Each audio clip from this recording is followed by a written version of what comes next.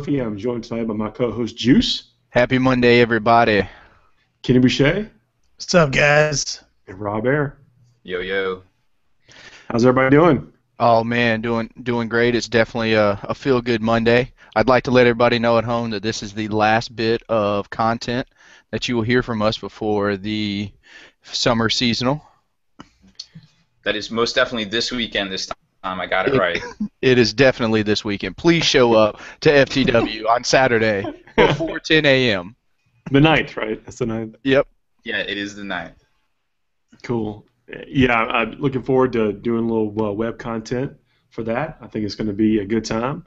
Going to be running our most up-to-date mission pack, which I think we've got a lot of feedback from the community, but a lot of people have been doing some playtesting and expectation of this event, and just kind of in spirit from different places around the world.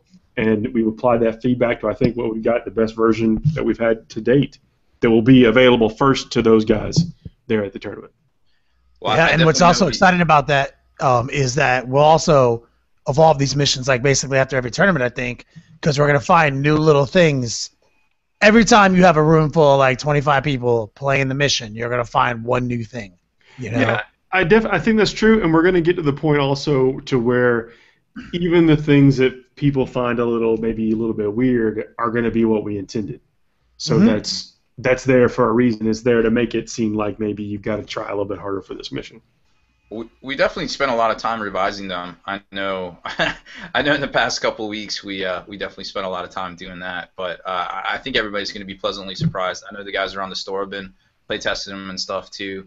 So I think it's going to be a well-rounded event. And we scheduled up the Battlecast for Sunday the 10th. I think it starting at 11 and it goes to like 6 at night for the last two games. So the top table for the last two games are gonna be televised. I think me and Kenny and Juice will probably narrate them a little bit off and on. Still be walking the floor and stuff. Yep. So definitely anybody who thinks they're going to be at that top table, make sure you got a clean shirt. Do not stink. It's weird. Well, camera doesn't care if you stink. Well, we do because we'll be up in there. I'll tell you what, man. I'm so glad cameras don't transfer the stink. Stuff has been happening in this room.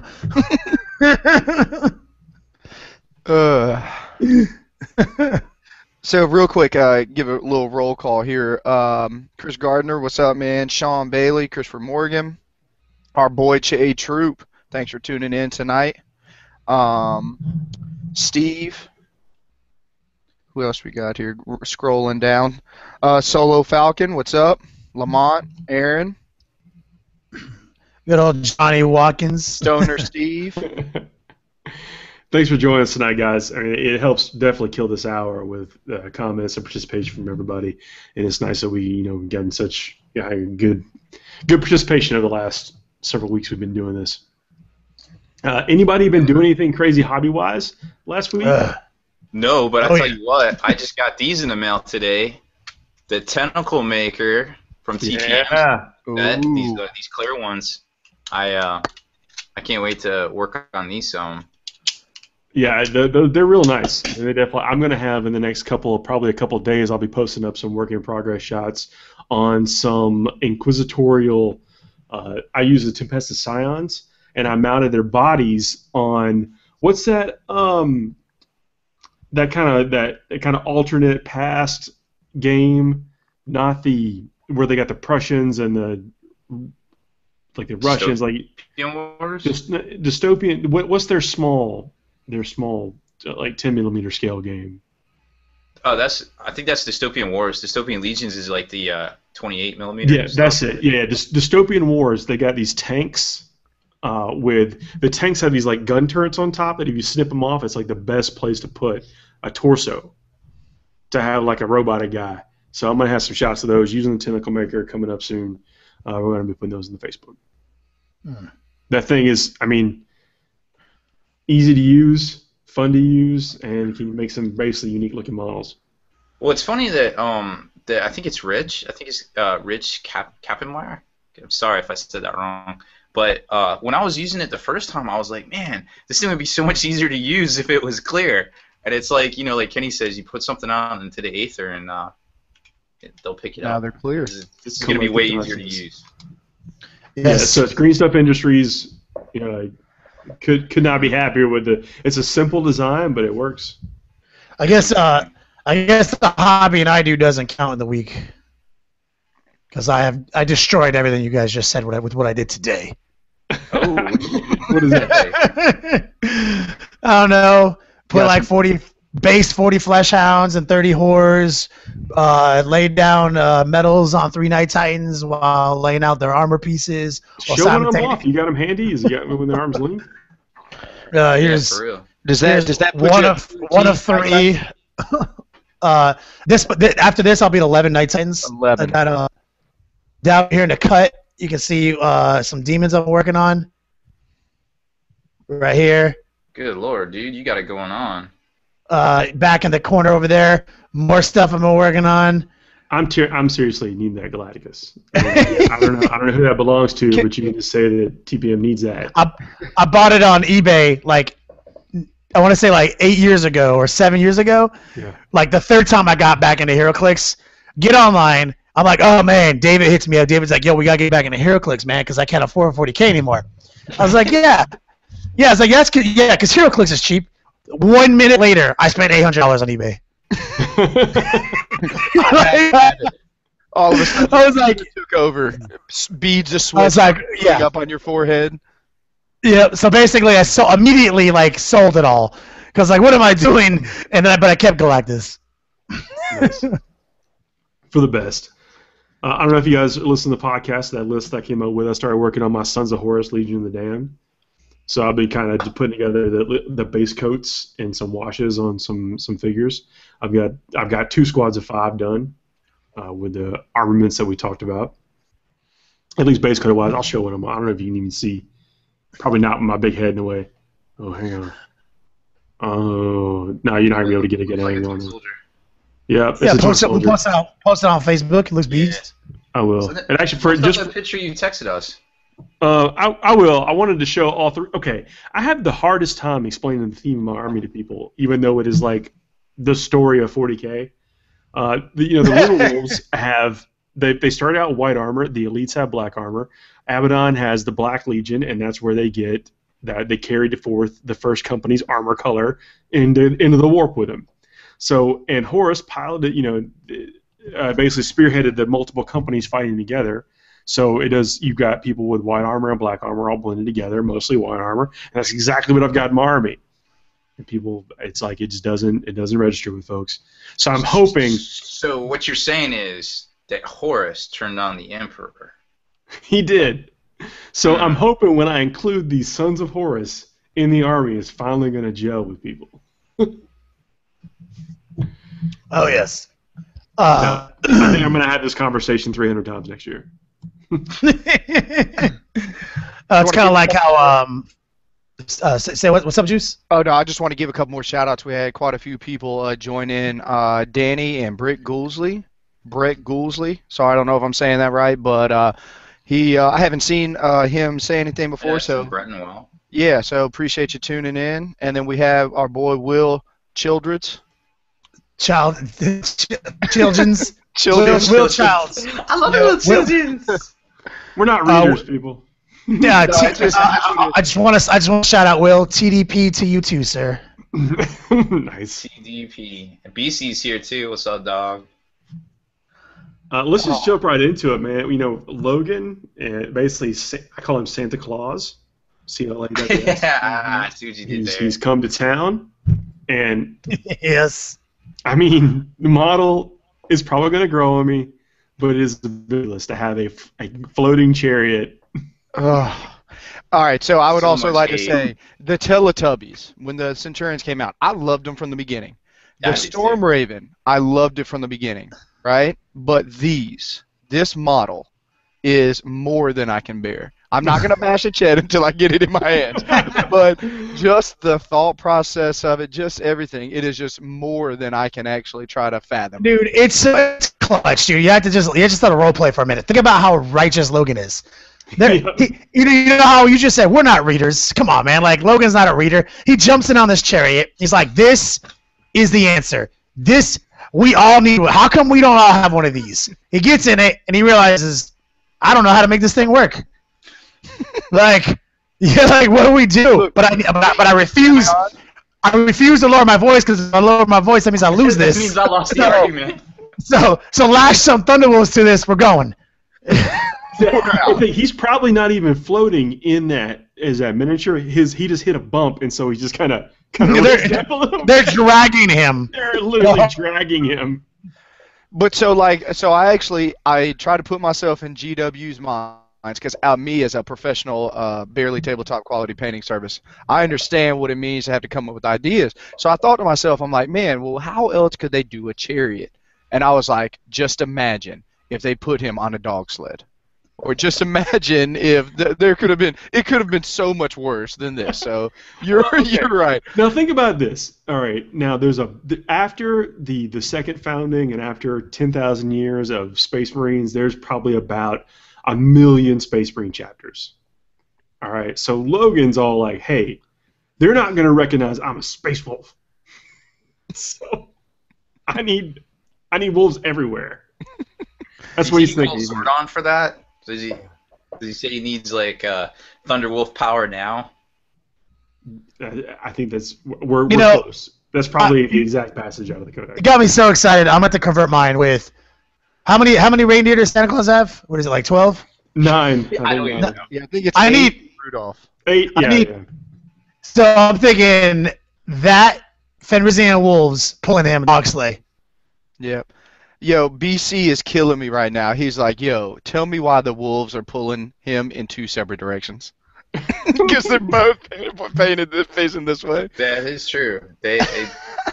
You don't question this. Look, I bet he's going to he's probably going to have 100 attacks and about 7 wounds. And so it doesn't matter what he looks like, I'm still taking him. And if you just imagine like him... And if this chariot, hopefully it's like a real chariot, you can't like put it in. Like, what if it only takes up like 8 spaces in the Stormfang?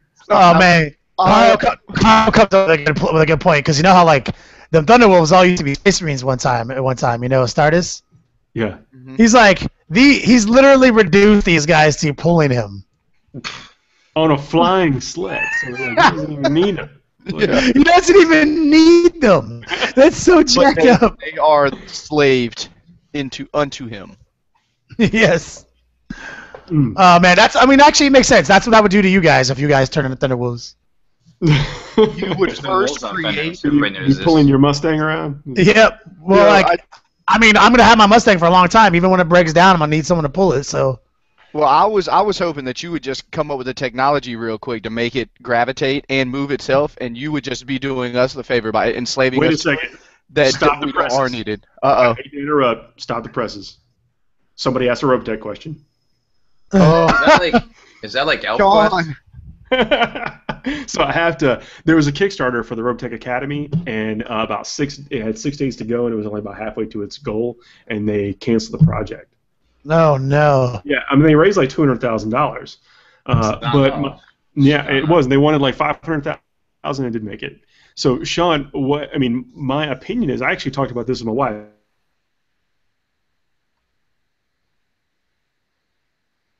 Hey, she indulges me in all my nerdness, and I'm blessed to have her. But the last movie they made wasn't very good, and I think they lost a lot of faith with the people. Like they've got to come strong with this miniature game and put out something on their own that just wows people. All right, since 27 years. I did not like the latest incarnation of Robotech. They cut too many corners, and so hopefully they're doing another Kickstarter. And they haven't even put out the miniatures game yet. Well, Harmony Gold was doing a Kickstarter to make another Robotech production movie. Oh. So not for the miniatures game. All right. Okay, that's fair. I was like, that's kind of weird. So I'm thinking that they need to come out. They need to come out with like a 30-minute teaser for whatever movie they want to make that just blows us away. Would that movie contain a chariot that would be pulled by 2 wolves? Oh yeah. At this point, why not? There we go. They have robot technology, but we're still gonna need wolves. So That's yeah, right. and those wolves transform into something. Although somebody said that they should put this chariot jumping over a pool of sharks. With the freaking laser beams attached to their heads. Yeah. Jumping the shark. Go back to happy days. There you go. So, I remember watching that. I was so scared for Fonzie, dude. I was like, Fonzie's gonna get ate by a shark. I couldn't watch it. it was too intense. Johnny was. Watkins is wanting to know, what do you guys rate the best anti-heavy armor at the moment? Melta, Haywire, Last Cannons, Ordnance. Haywire's coming in strong. Haywire is strong right now. Yeah. Haywire is so strong. I mean, you get guaranteed because they're typically the Haywire is less expensive than some of the other alternatives, and you're getting those guaranteed, almost guaranteed glances with the possibility of hitting. Yeah, I mean, like witches with like all haywire grenades is so strong. You know, obviously Juice has proven that high crones and electroshock grubs are really strong. So I mean, yeah, I mean, I think Haywire is probably Haywire and Melta, but Haywire might be a little bit better just because it's anything but. Mm-hmm. Like, I mean, against armor 14, Melta still misses half of its pens. So. Yep. Yeah, I agree. I've every time I ran an attack bike with a multi-Melta, I would roll up, I would hit, and I would roll a 6. I'm like, That's a great question, though. I mean, that's one of the ones that kind of the things that make you think.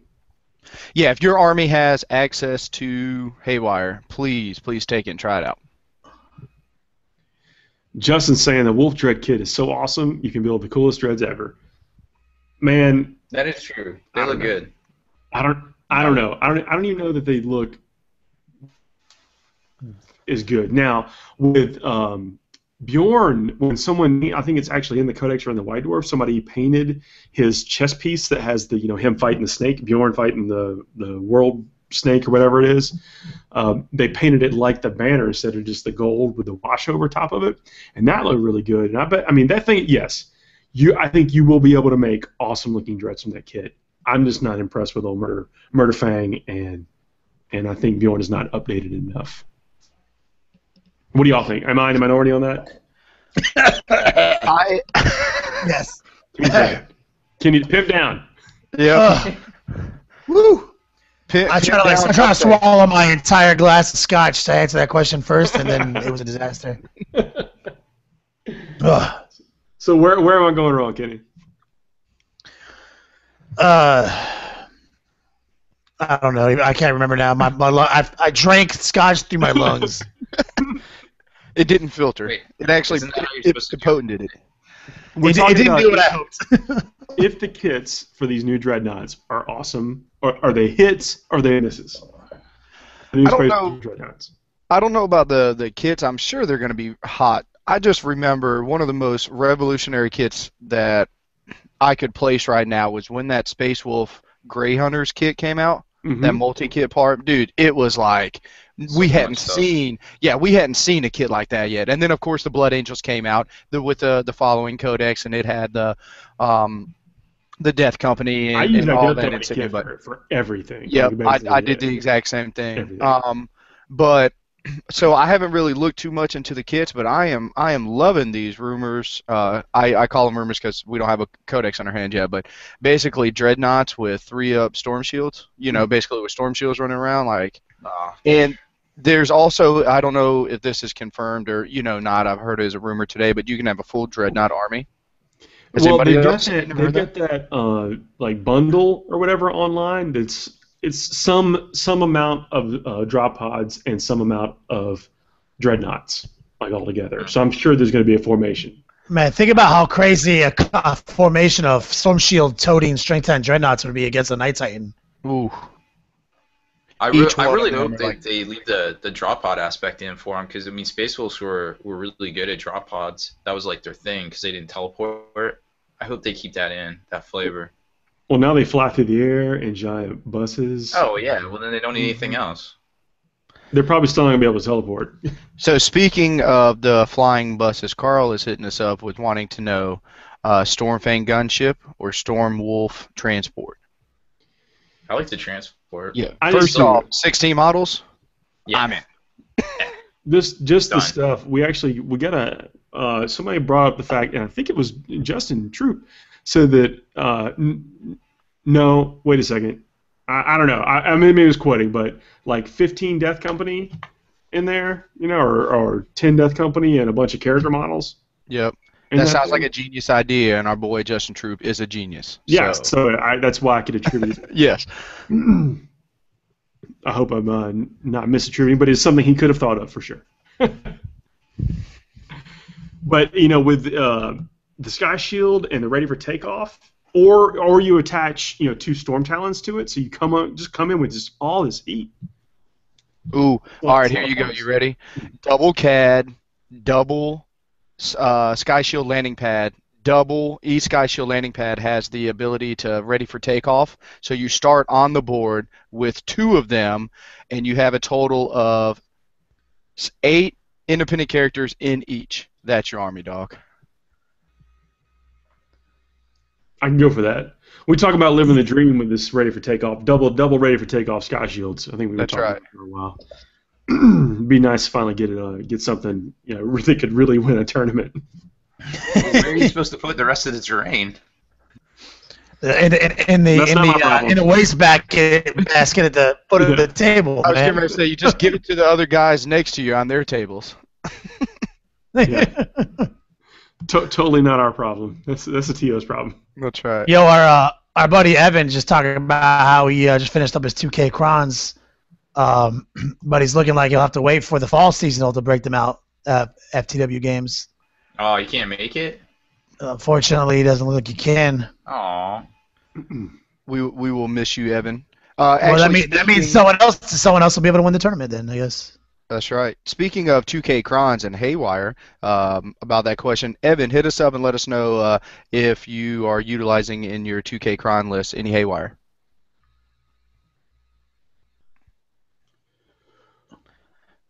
So we got Southern Wargaming here is wanting to know about the new Frost weapons. Do you think like the Frost Axe and all that kind of stuff, what do we think that's going to look like? Did they say that? Wasn't it like? Isn't a new Frost Axe probably going to be like Strength 7, huh? You think it's going to be +2? I mean, it's. Well, I think it's unique. I mean, +2 at least. I mean, like it's got to be. Currently, like a Frost Axe is Strength 6 unwieldy AP2. Mm-hmm. Well, right. You think it's going to get an additional strength? I mean, the fact that they make it the same points as a Power Fist, so it's either going to go down on points or up in strength or something like. So, but it's not.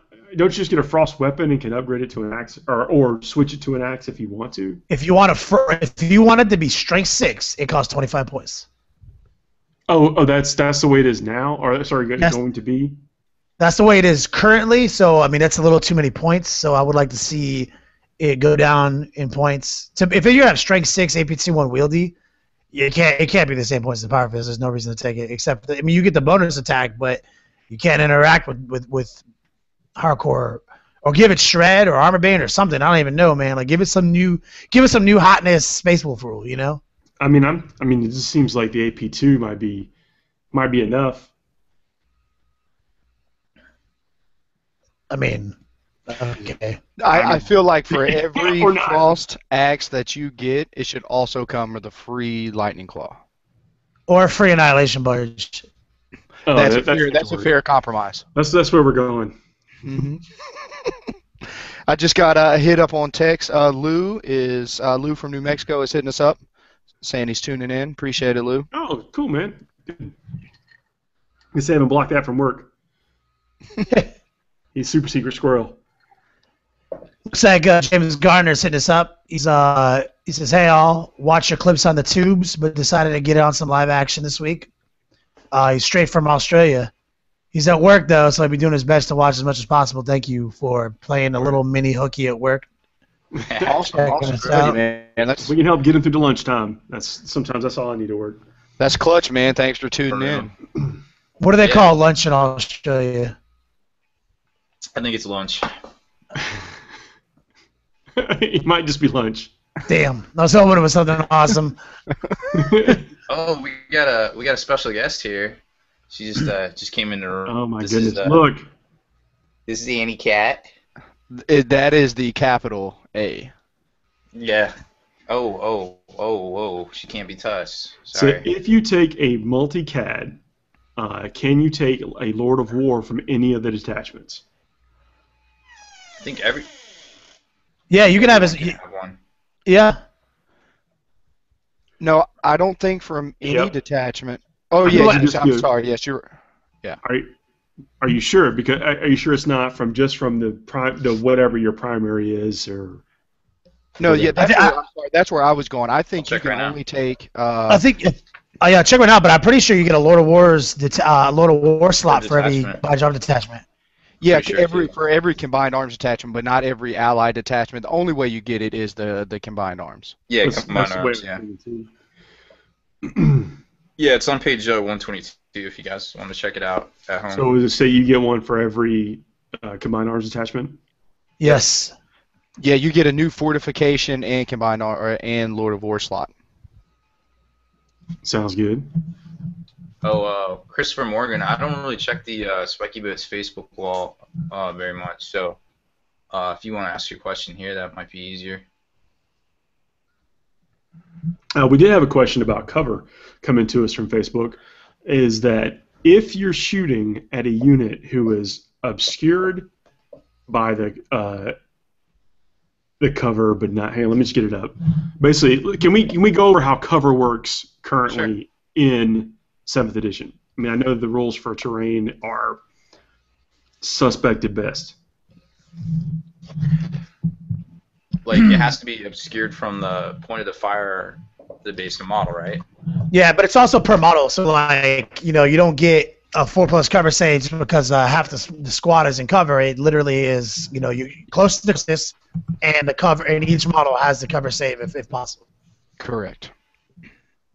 So, I mean, it's very possible, obviously, to have all of them in cover, like you're shooting through your unit or whatever. But this game, since 5th edition came out, has been super line of sight based, like model's eye view, and that was a really important change. Remember when GW went to that super strict model's eye view? Mm-hmm. To forge your own narrative, so to speak. Yeah, I enjoy getting out of the model's eye view. I just kind of wish we could extract terrain concepts and Well, I relax. mean, I agree with you on that part, especially when the fact that terrain is like the last thing that gets dealt with.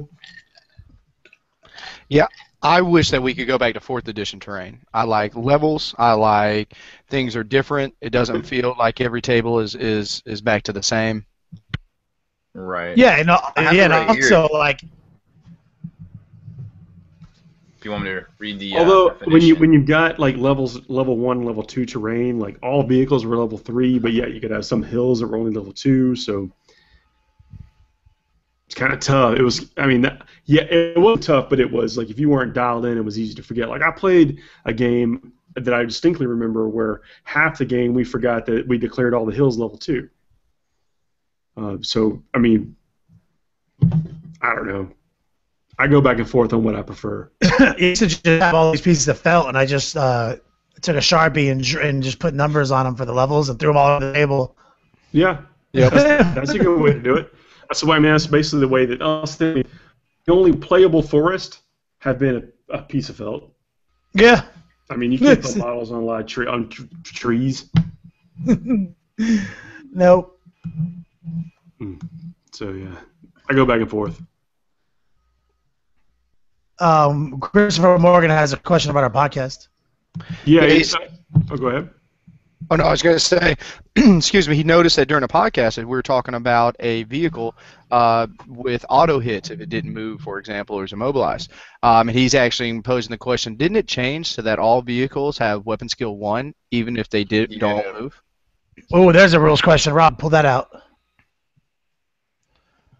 Get to the bottom of that. Yeah, I'm looking right now. Meanwhile, Paul Murphy's cousin, Mark Murphy, says, sadly, getting my butt handed to me by crowns lately. You guys have any top secret tech to share? Race not making it across the board. A Death Star is putting hurt on. You know what, man? Necro's is just one of the ultimate point efficiency lists right now. We joke about annihilation barges, but they're seriously so cheap. It's buy one get one free. Yeah. Hey, Mark, let us know what you're playing. what army are you playing with? Like, what's your heater? And then we can maybe point out some units that maybe you are using or aren't using, and give you a little better way to do it, or just some insight. So yeah, let us know what you're playing. Here's a good question. When two characters are in a challenge, if the opponent dies or the other character gets to swing, does the character get to swing at initiative? At the unit, I would assume. I hope so. Well, he's in a challenge. When two characters are in a challenge, if the opponent dies... I'm sorry, I'm reading I had lost my inner monologue for like 6 seconds. Okay, The so unfreezing process. Yeah. So you charge in. Oh, that's a good point. You kill him with your impact hit from your bike. In their challenge, right? And at initiative 10. Kill him. And now the challenge. So he's died before the challenge starts. So I mean. Ooh, that's a good point. I've read through the challenge rule a billion times. It's still a difficult and an annoying set of rules. But you normally splash through, so wouldn't you just? You would just. It's not like he doesn't get to attack. I'm pretty sure he just beats down the squad now because there's no challenge anymore. Yeah, well, that's a good point. Just open up the rule book and take a look and see what it said. Well, I've got the last one. Ed Black's actually right. If it's a non-walker vehicle, it's treated as weapon skill 0 for being immobilized. Otherwise, it's weapon skill 1 for like walkers. So wait. Say that again. Okay, so here it is. So if a vehicle doesn't move, right. All vehicles are treated as being weapon skill 1. The exceptions are walkers, page 90, and chariots, page 86, which have varying weapon skills, and immobilized non-walker vehicles, which are always treated as being weapon skill 0. Ooh, so it's not an auto hit if they don't move. Ooh, good old Ed Black. Immobilized. Thank you for keeping us honest. Yep. But back to the challenge, I think the challenges happen in the sub-5 phase and then the initiative steps. But because, Rob, there's a good point, because of the bleed over now, he would still be considered in a challenge, I think, but he would just then slaughter everybody else. Yeah, it's true, because it doesn't matter. Even if you're still in a challenge, all your wounds still go to the squad now. Yep. But you still have to be able to make attacks, and if you're not in base with anybody, but part of another, like essentially another and I'm not saying you are. I mean, I'll go get my rulebook if nobody's got a hand. Challenges go off at your initiative, so you would just consolidate in at your initiative, and you have to. Somebody's going to hit somebody, probably. I would imagine. Because piling in is a good point. Because if you're not, locked in combat anymore. Yeah, I think we'll check it out. But I think it's kind of in line with the whole concept of like how you could be locked in combat with somebody, and in the shooting phase, like an ordnance can scatter in there, kill everyone you're in combat with, and now you can declare a charge in your assault phase. Like there's all sorts of weird things that don't stop you from attacking. Yeah. Chandler, Chandler is asking you a question. Kenny wants to know about the blood claws. Do you think that they'll be reduced from 15 guys to 10 guys? Blood claws, as in one of the most useless units in the Space Wolf Codex. I can't even weigh in on that. All right, word. I'm still ready to weigh in. I can't imagine that they'll shrink them. I can't imagine. Not only, I'm actually going to raise the stakes by 5 on this. I'm going to say that, so Blood Claws I think will stay at 15, but I think Sky Claws will move to 20. Well, just think about it this way: that the Stormfang holds 16, so that's Blood Claws and Ragnar. Yes. Yeah, that's why the flying thing, the land raiders, but I have looked at jump pack units over the last couple of codexes. Storm Boys moved up to 20. Chaos in general, their squads got bigger. I am super happy to see. I'm already saying that it's gonna happen. Blood Claws or Sky Claws are packs of 20 now. So start buying all the Sky Claws. I'd also like to see. Don't do that. I'm just kidding. I also like to see Blood Claws go down to like 13 points or something because they are utterly useless at 15 points. Yeah. Well, with all the value that the Grey Hunters have, yeah, they are. But if the Grey Hunters lose a little bit of that value, then maybe they become more attractive. That's true. Just because. I mean, yeah, when you look at a Grey Hunter as it is now and a Bloodclaw as it is now, there is never a reason to take a Bloodclaw. They're the same points. It's ludicrous. Yeah. Juice, good old Sean sent you up. He's saying that you had some time to digest 7th. Do you see yourself taking a look at any of the Tyranid units you consider dead to you in 6th? Oh, man, great question. So I have to give so much love to my Hive Guard. I literally threw them under the bus. They were completely dead to me, but every time I put them in a list, they do epic. They do epic things. They run down Riptides. They gun down anything that they shoot at. So Hive Guard at anything over 1,500 points, a squad of 2 minimum, will always find their way into my list. Because Double Cat is such a thing, I have been really digging the 4 Flying Hive Tyrants with Electroshock Grubs, and then my standard, basically Termagants and Tervagants with Bivore support and a Venom Throat. But I have definitely been looking into some other items such as Gene Stealers and Ripper Swarms.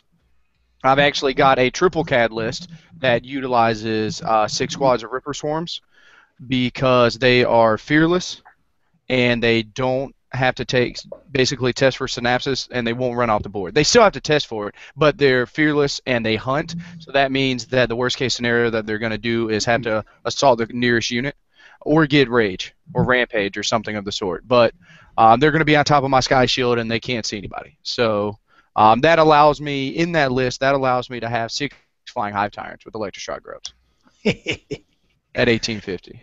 That's a lot. Yeah. So I just got an email in from 40K Sue.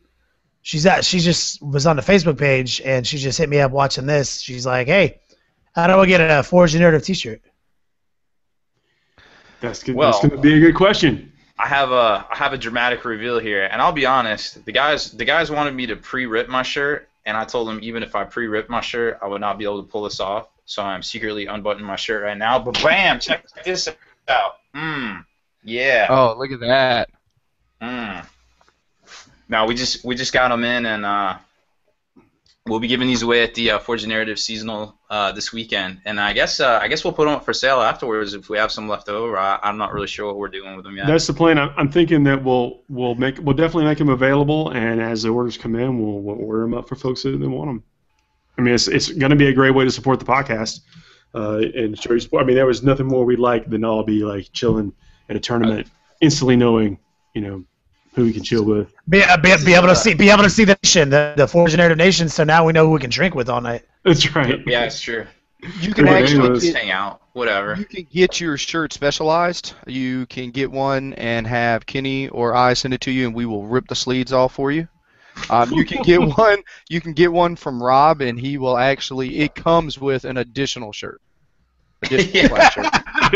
All of Paul Murphy's TPMs comes with sombreros. They're just smaller.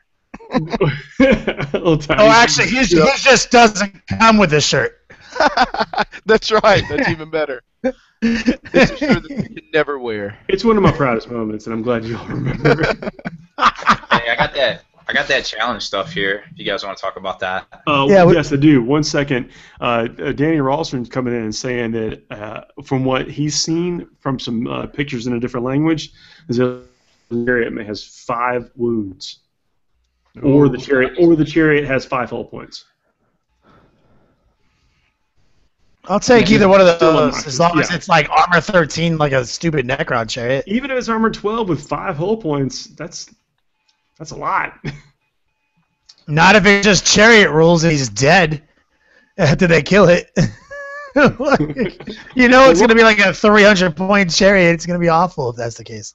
Logan's not going to do that. That is true. He'll just jump out. He's got a rule, a special jump out. He's going to need it.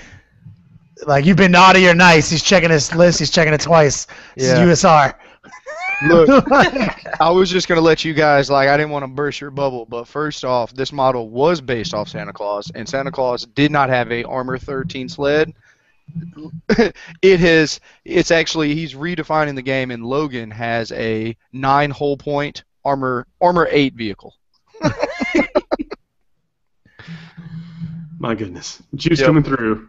Hey. Non-facts. I got it. It's 9 hull points, and it's just toughness 4. So, there you go. It doesn't have wounds, but it has toughness. There you go. Oh, no. Oh, Will said no. Each TPM shirt comes with a small bag of Doritos. Ooh. Yeah. Yeah, want them all. That you can only ever eat when you're not supposed to eat them. Right. They're the forbidden Doritos. Yep. They tasted so sweet. It's the best Doritos I've ever had. Keep on munching. Yeah. Oh, sorry, Rob. You had an actual rule. Something No, of did you substance. did you get a text, or did you just say that right now about your Doritos? No, it came through in the. Yeah, in the we'll chat. hit it up. Yeah, I'm just getting texts from people about Doritos. Nice. A listener actually sent a bag of Doritos to me with a little sticky note on it that said "Keep on munching." Nice. Yeah. So, Rob, the rules. Yeah, I got rules. Check it out. They come in this little book. It's called the 40K rule book. The rules. The rules. Oh, this sounds official. Which rules? Challenges? Challenges. Yep. Oh man, I thought that was you that walked away. Ugh, so close. No, So I close snuck to out of here choosing for a tempo second. to- Yeah. Gotta be quick. Anyways, okay, so challenges. Basically, let's see where we start here. You can now accept it. Refusing. They changed something about refusing too, which is kind of interesting. Leadership cannot be used by the rest of the unit for the remainder of that phase. I think that's different from last edition. So you issue the challenge, then you fight the challenge, and so you have to. So there's different ways to move the models, and I think that's what we were talking about. Note that it's time to move the two combatants into base to base. So first you move the challenger with a friendly model in the challenger's unit to hit the challengee. If you can't do it that way, then the challengee swaps with a friendly model in the challengee's unit. And if that doesn't work,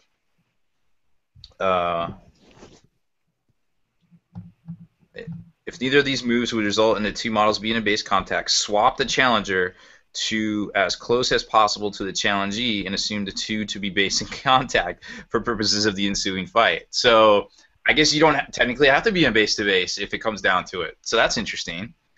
In case you were wondering, there's no difficult or dangerous terrain test taken, which is kind of cool. But none of the models that are moved, nor the challenger or the challengee, make pile-on moves when the initiative step is reached. So that's it. You move them once, and that's it. So that's pretty interesting. They don't make pile-in moves when the initiative step is reached. No. Any models that are displaced, like you swap them, they don't make a move. So you take that sergeant out of the front, you put him in the back, or normal trooper out of the front, you switch him with the sergeant. So does it He is cover stuck in the anything back. in there about attacks when the model dies? Okay, so all it says is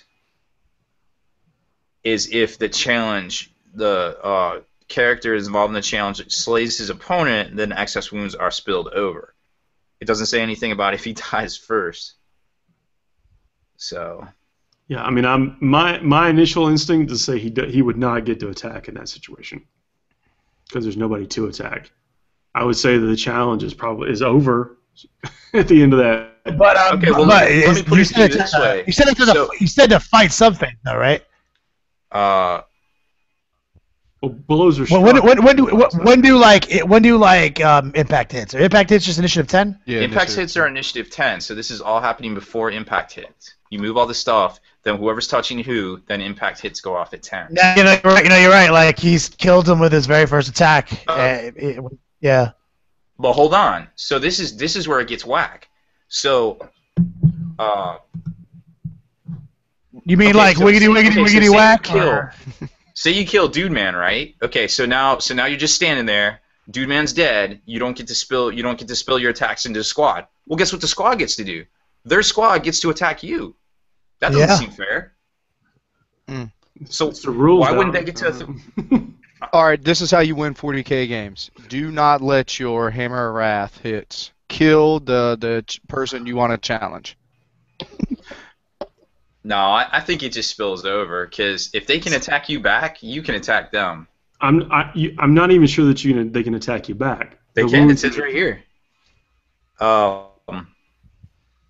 While challenge is ongoing, other models locked into combat can only allocate wounds to the models involved in the challenge after all other enemy models that are locked in that combat have been removed as casualties. Even if the model fighting the challenge. If it's me and I challenge Juice, and you two are one of you is in my squad, one of you is in Paul's squad. If I kill Juice, you still have to fight each other.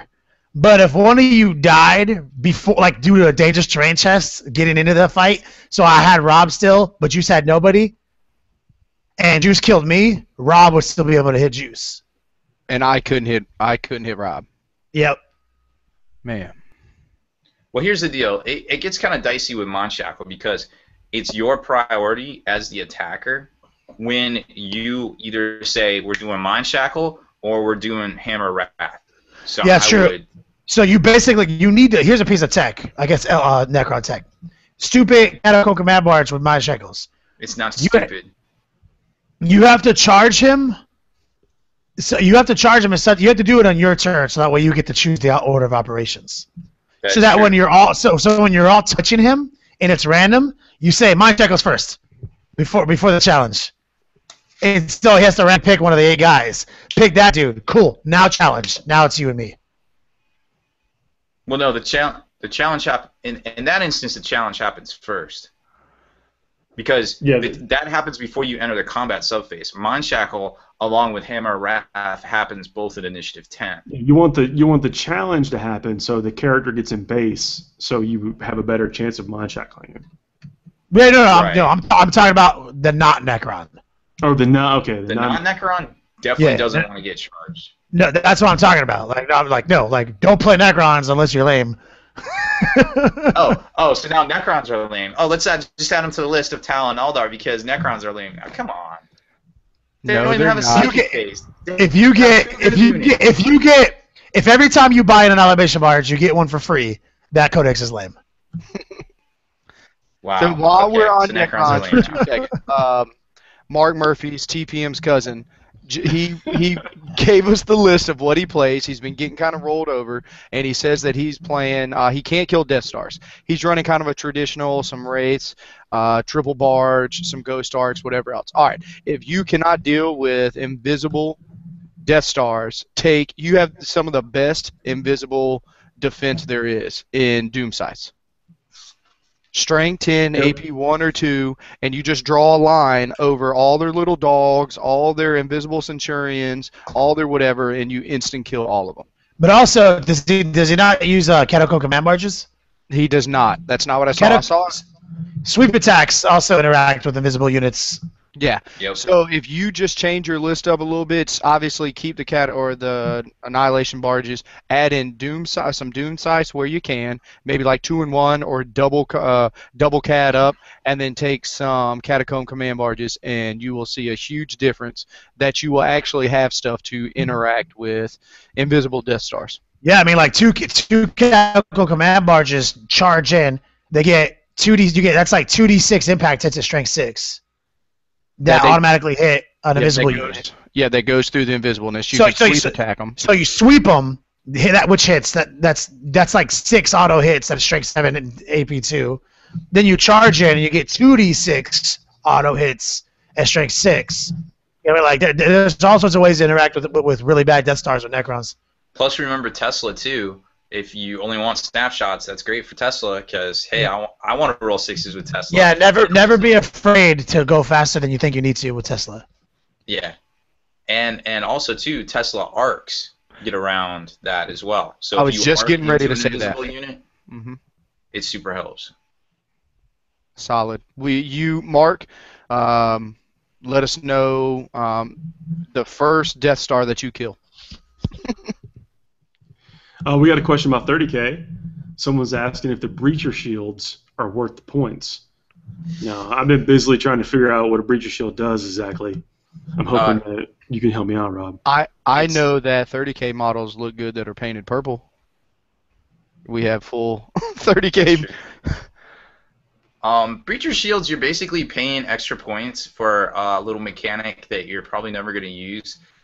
It's called like hardened armor, I believe, and and the rules for it are only in Horus Heresy Book 1. So like you have to have that, or else you won't find the rules. And it only really pertains to missions where there's outside environmental things like open space or like hull breaches and things. It's kind of not worth it. I think overall they're kind of cool.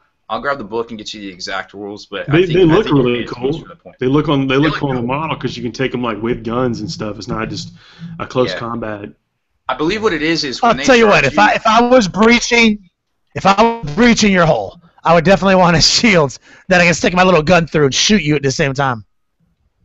No, it's a great idea because when you charge them, I believe they count as having defensive grenades, so you lose your attack.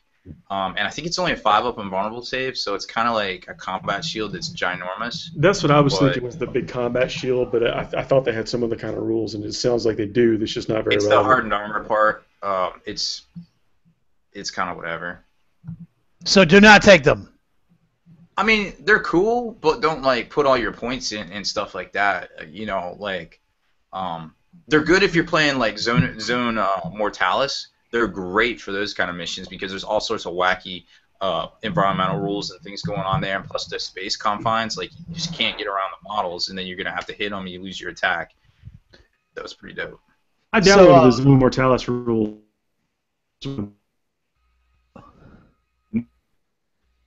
And then they release things. They took them down later. I haven't played it yet. Is it any good? Have you tried it yet, Rob? I haven't. I've watched some battle reports, or not watched. I've read some battle reports and just kind of looked over the rules, and it looks pretty cool. But I mean, it's kind of expensive to get all the stuff for it, so I don't know. Well, you don't have to get the special Forge World hallways. I know. Well, let me tell you, the first game I play will not be on special Forge World hallways. No. So something interesting here. I'm trying to figure out what Danny Rollerson means by this. He says, "Yo, Kenny, if you need a dude for that Mustang, hit me up. I got you, son." Does he mean if I need somebody to volunteer to become a wolf to pull it? Yes, that's exactly what he means. I think so. Yeah. Well, the second I'm looking for humans to transform into wolves to pull my sweet ass non-mobile Mustang, you're first on the list, Doug.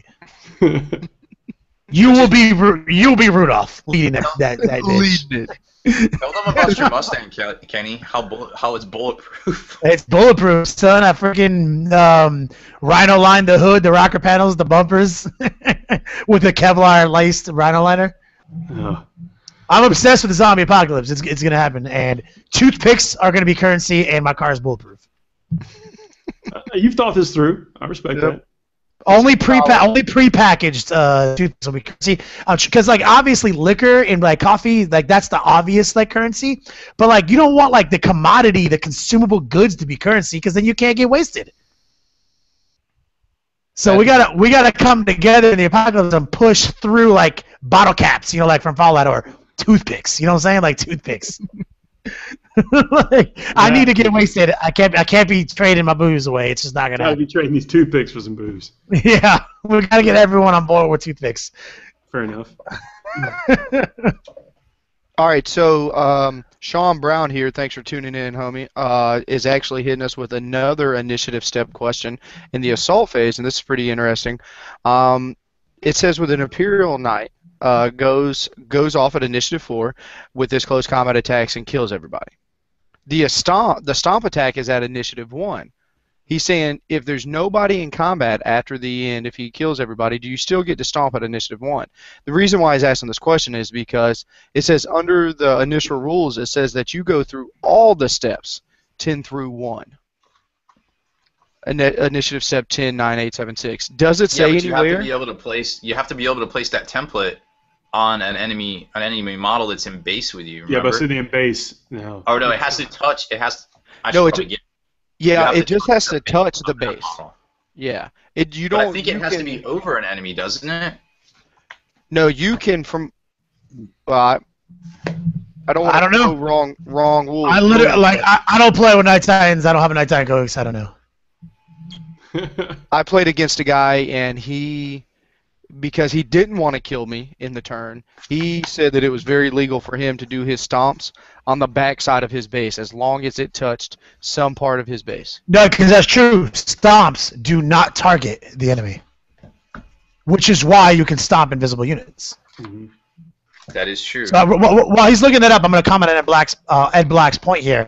Bullets will be the chief currency in the zombie apocalypse. I agree with you on paper, but I'm trying to get everyone here and to join this bandwagon. Like, we don't want consumable goods, like the commodities, to be the currency. You gotta come out. You gotta support this. Toothpicks is currency, not bullets, not booze, not coffee. We need those things. That's deep. That's deep. You need to support me. I live in Atlanta, and they just brought Ebola to Atlanta, so I'll let you know how. I'll be the canary for everyone. They got the secret cure, dog. That's why they brought him back. So the first day that the Z's go public, TPM is locking himself in the basement and will be live 24/7. I've already got my plan. I already know how I'm locking this place down. I don't want to tell it to everybody because then somebody might sneak in. I'm pretty sure I still have keys to your house, Paul. But no, there won't be any doorknobs, so I don't know how you're getting in. Step one, no doorknobs. No doorknobs. Nobody's easily accessible from the outside. And whatever doorknobs you leave, you just can put hand lotion on them, so it's impossible to grip them. No, I'm gonna put something. I don't even want to say it on the air because it'll last forever. Something that nobody would want to grab. I'll just say that. I was going to say, hand lotion might be also a high-priced commodity. Danny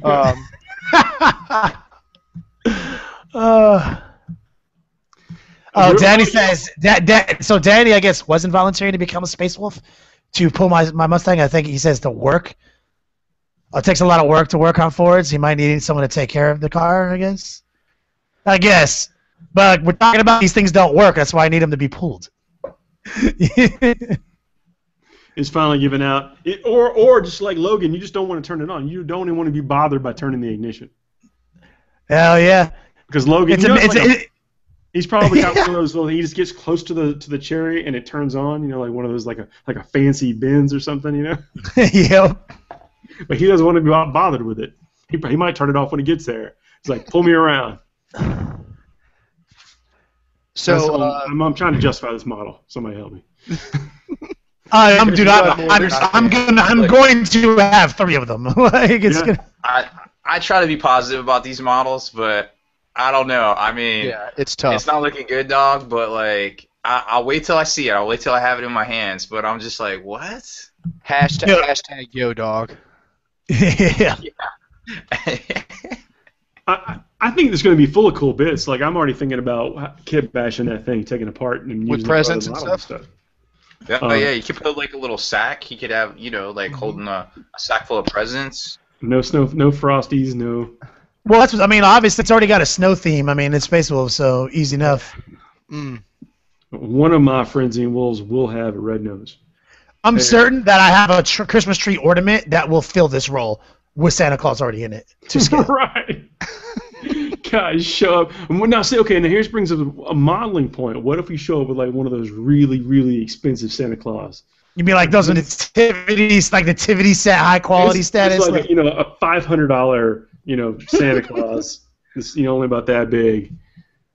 Is that good enough? As long as your whole army, as long as you have like snowmen on your bases and candy canes and also if you went all out with it, I'm with that, dude. Like it's gonna be dope. So yeah. I'm at a loss right now, guys. Now, I mean, we know that. I mean, the Space Wolves are going to be cool. They have been a favorite of Games Workshop for a long time. I think the rules are probably going to be very solid, and we're already seeing it. Like with the Stormfang, has got a lot of good rules. I'm hoping that you could build a dual kit. Like it looked like to me like you could put the back compartment on it without having to glue it down, so you could replace it with the turret if you wanted to.